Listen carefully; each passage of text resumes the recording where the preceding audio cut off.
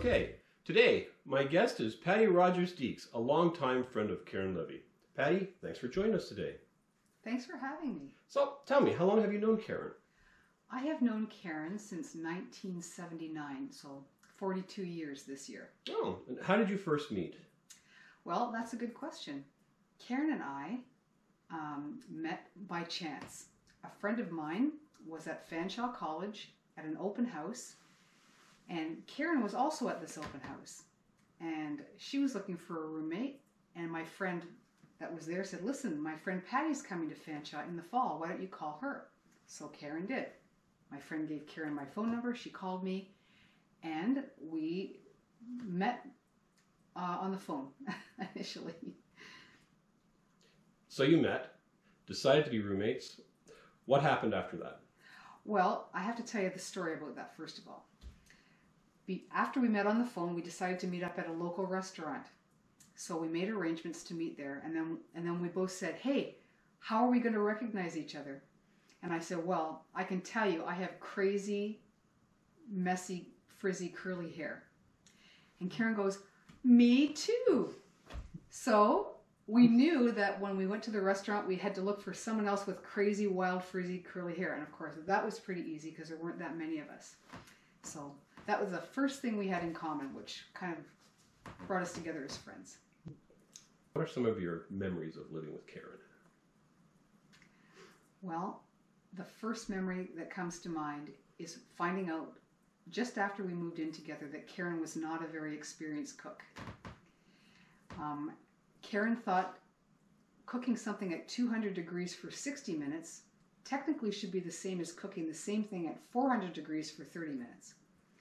So because Karen had a great photography knowledge of exposure equivalence, she assumed that cooking was the same. So she found out pretty quickly that cooking and photography equivalents are not the same. So I thought that was funny when I first learned that about Karen. So. Was there anything else? Yes. We had an entertainment stand that was an 8-track player. So I'm not sure if you're familiar with 8-track players, but when you put the tape in, it plays and it plays and it plays and it never shuts off until you turn the machine off. So I'm not that young. Oh, okay. Well, I do remember 8-tracks. You have been around, which is good. So the reason why that's funny is that I think we only had maybe 2 or 3 or 4 tapes altogether, and one of them was Joni Mitchell's Court and Spark album. And we used to put that tape on and just let it play, and sometimes it would just play. It would play for hours, like all day long. I don't even know. And so I can tell you that after living with Karen for as long as we did, I think we have all those lyrics pretty much memorized from that album. And in fact, it's kind of sweet because every time I hear Joni Mitchell, Court and Spark, especially the song Twisted, remember that one, Karen? I remember Karen and I living together. So that's dear to my heart. Nice. You lived together for how long? We lived together from 1979 until the spring of 1981 when we graduated. And you obviously kept in touch after graduation. We did keep in touch. Actually, Karen went on to move to Toronto after graduation to work with her dad as a photographer. I stayed in London. I met the love of my life. And Karen came back to photograph our wedding, which was wonderful. Nice. She was actually instrumental in getting my husband and I an apartment in Toronto. We decided to move to Toronto as well. So she was able to get an apartment in the same building she was living at. And so there we were living together again in the same apartment building, just not the same apartment this time. So what other memories do you have? More recent memories. More recent memories.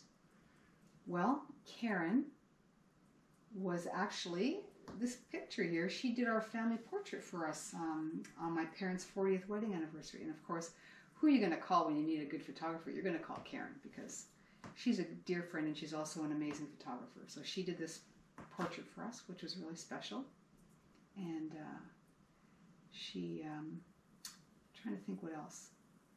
We used to go to the YMCA together. We were both members at the Y when we were living together in the beaches. And I do remember those early mornings getting up, and we had a lot of fun. It was a great way to start the day, and Karen was just always fun. Do you still get together? We do. We get together twice a year, usually once on her birthday, which is in April, and once on my birthday, which is in October. So that's about every 6 months. We get together and we have dinner, and it's just like we've never left. It's like our friendship it's wonderful. She's a lovely, beautiful friend, and I'm really grateful that she's in my life. Yes. Well, I know with COVID, you're not going to be able to get together for her birthday. So, is there anything else you'd like to add? I would just like to say to my dear, dear friend Karen, I hope you have an incredible 60th birthday. I love you. It's a privilege to know you and to be counted as a friend. So you have a great, fantastic birthday, Karen. Thank you for being with us. Thank you for having me. And you know, two heads are better than one. A little bit longer, a little bit longer. Yeah, thank you. I think this went pretty good. Yeah. And we're done. Okay.